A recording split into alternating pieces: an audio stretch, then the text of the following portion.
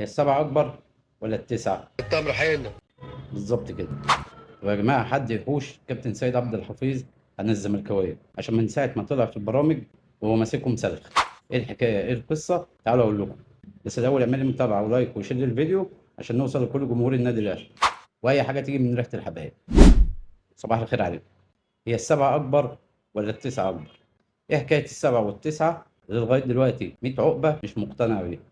ده لقاء لخالد الغندور واسلام صادق، اللي هو مقتنع علشان هو بطل الكونفدراليه، بطل السوبر الافريقي، يبقى هو سيد القاره الافريقيه. بأمارة ايه؟ ما تفهمش. تفسيره وتحليله هو اسلام صادق نفس تفسيره وتحليل نادي القرن، التسعه اكبر ولا السبعه؟ انا بطل الكونفدراليه، لعبت النادي الاهلي اللي هو بطل البطوله الاقوى اللي هي دوري ابطال افريقيا، وكسبت منه السوبر، يبقى انا كده بطل. نظريه برضه. اسمع كده. احسن نادي في افريقيا، عندك النادي الاهلي بطل دوري الابطال، وعندك الزمالك بطل الكونفدراليه وبطل السوبر الافريقي. حلو قوي. خلاص انت جاوبت. لا انا ماليش دعوه مين بقى، ما هو في الاخر مين. ما فرقه تاني نمشي واحده واحده اهي. فرقه واخده بطولتين وفرقه واخده بطوله واحده. تاخد اللي واخده بطوله ولا هتاخد اللي واخده بطولتين؟ بس اللي واخده بطوله واخده الاقوى، البطوله الاقوى. ما فيش حاجه اسمها والنبي يا كابتن خالد. انا بقول لك كده والله. والنبي يا كابتن ما فيش حاجه اسمها الاقوى والاضعف والكلام ده كله. دي بطوله ودي بطوله. ايوه بس دي اقوى. دي مؤهله كاس عالم للانديه وفلوسها اكتر. دي بطوله. هو ثواني بس، لما جينا نحسب نادي القرن والسبعه اكبر من التسعه ماشي. احنا هتبقى الواحد اكبر من الاثنين.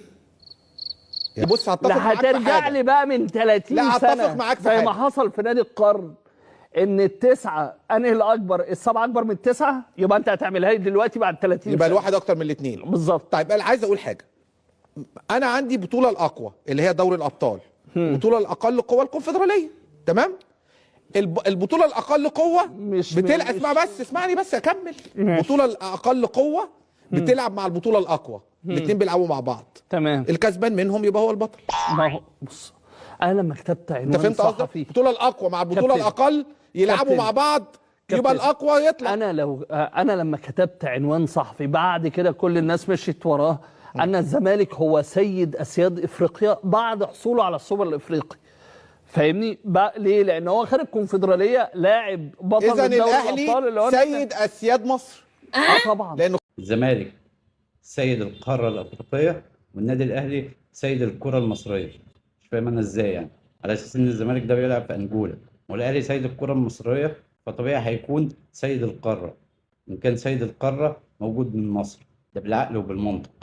اما في 100 عقبه عندهم العقل والمنطق حاجه تانية خالص. الفيديو الثاني للكابتن سيد عبد الحفيظ. الكابتن سيد عبد الحفيظ من ساعه ما ساب النادي الاهلي بيطلع في البرامج الرياضيه يتكلم، محدش من الزملكاويه واخد باله ان هو ماسكهم سلخ وبيطلعوا قدام. بقول لك دليل ان الكابتن سيد عبد الحفيظ عامل لهم فورم في دماغهم وحرقان في المزلقان، واي حد هيجي تحت ايده مش هيحله، هو مش معاهم في البرنامج برضه بيجيبوه سلخ. اسمع كده. سيد ايه؟ على الكره المصريه. يبقى انت سيد عبد الحفيظ صح.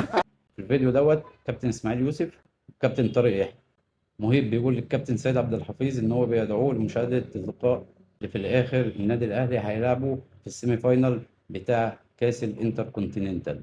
فيقوم اسماعيل يوسف بزملكاويته يتريق، يعني يقول لك ايه، بطل المحيط الهادي. كابتن سيد بيديها له ويقول له والاطلنطي كمان. سيبك من دوت. كابتن طارق يحيى راح داخل كده بالعقليه الزملكاويه، راح قايل لك ان الزمالك عملها سنه 88. كابتن جمال عبد الحميد جاب جون عالمي وبياخده على قد عقله وقال له طيب ماشي. بص الكابتن سيد عبد الحفيظ اداله ازاي. ان شاء الله اللي جاي خاصه بعد ماتش مصر اللي فات. كابتن سيد بشكرك وبدعوك لمشاهده مباراه نهائي الليبرتادوريس يوم السبت.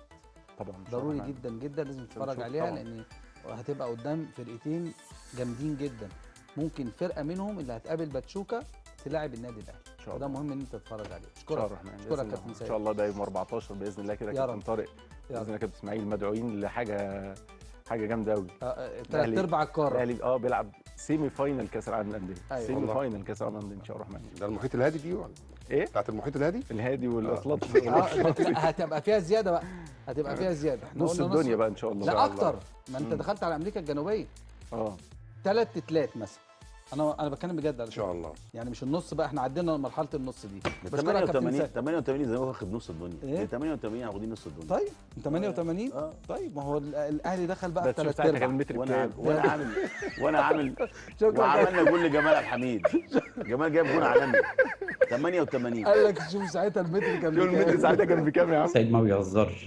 المهم ان هم مقتنعين لما كسبوا البطوله الافرو اسيويه هي نفس البطوله اللي كسبها النادي الاهلي، اللي هو بطل نصف العالم، اللي هو بطل القارات الثلاث، اسيا وافريقيا واوقيانوسيا.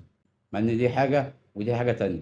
وعشان تعرف ان هم بيسفوا على نفسهم، في الاخر هم اصلا بيقول لك ان الاهلي هو اللي عامل البطوله ديت، وراح جاب شويه كاسات وشويه ميداليات من العتبه، وراح مفرقها على اللعيبه، وعمل فيلم وفين مندوب الفيفا، والكلام اللي هم بيقولوه ده، اللي هو في نفس ذات الوقت الزمالك حصل على البطوله دي قبل النادي الاهلي. ما تفهمش ازاي هو الزمالك حصل على نفس البطوله دي ولا الاهلي كان بيعمل تمثيليه.